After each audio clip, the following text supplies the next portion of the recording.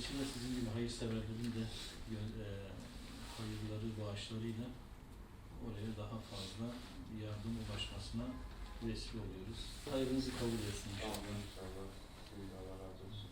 İnşallah. Bir de şöyle. Hayırlı olsun. Umut Kervanı sosyal medya hesaplarında bir iş adamının sıfır aracını bağışladığını gördüm. Ben de Umut Kervanı'na ulaşarak aracın ederinden daha fazla bir fiyatla almak istediğimi söyledim. Anlaştık. Şu anda aracı aldım. Böylelikle hem araç almış oldum hem de Gazze halkına yardım etmiş olduk. Önümüz Ramazan ayında da Gazze halkının unutulmamasının, yardımların devam edilmesini bekliyoruz. Bu vesileyle hayırseverlerin Gazze halkını unutmamasını temenni ediyoruz.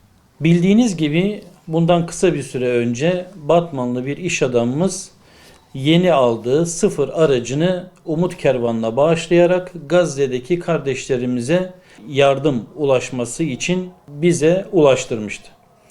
Başka bir iş adamımız da bu haberi duyarak ederinden daha fazla bir ücretle arabayı satın aldı.